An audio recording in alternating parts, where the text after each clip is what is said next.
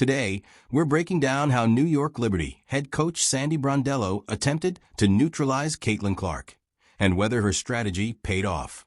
Spoiler, it didn't. To be honest, Brondello's game plan wasn't drastically different from their previous matchup.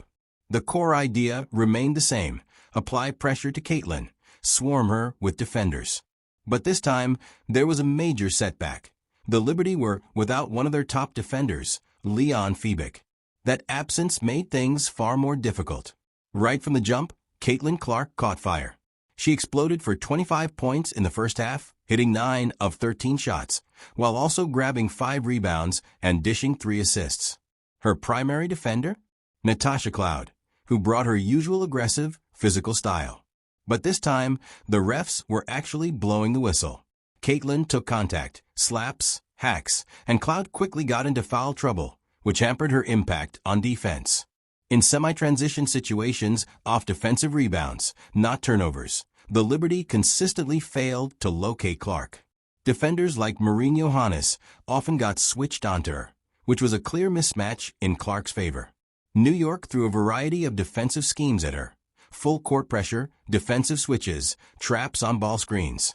Still, Clark settled into a rhythm and remained a threat. Even in the third quarter, when the ball was forced out of her hands, Indiana maintained control. That stretch was a bit wobbly, but apart from it, the Fever were firmly in charge. One adjustment that had some success for the Liberty was putting longer defenders on Caitlin. In the second half, both Kennedy Burke and Brianna Stewart took turns guarding her, and it momentarily slowed her down. But Caitlin still found ways to break them down, blowing by Stewart, beating Burke to the basket, or drawing doubles and kicking it out to teammates like Kelsey Mitchell and Lexi Hull for clean looks. This tactic isn't exactly new. Last season, Nate Tibbetts tried something similar, switching tall defenders onto Clark to disrupt the pick and roll with Aaliyah Boston. And really, that's the only remotely effective approach. Switch long defenders onto her, mix up looks, and hope for the best.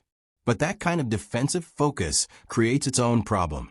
When you key in on Clark, it opens up opportunities for other Fever players, especially Boston and Mitchell. Boston thrived in those moments, operating well in the short roll, handing out 4 assists and controlling the paint. The more pressure teams throw at Caitlin, the more freedom her teammates get. Brondello tried it all: pressing, rotating defenders, double teams, being physical. But even in the fourth quarter, when Caitlin's shot wasn't falling, she came up clutch with 2 huge assists that essentially sealed the win. That's what makes her so dangerous. Even when she's not scoring, she's impacting the game in winning ways. Truthfully, this might have been Clark's most complete performance of the season.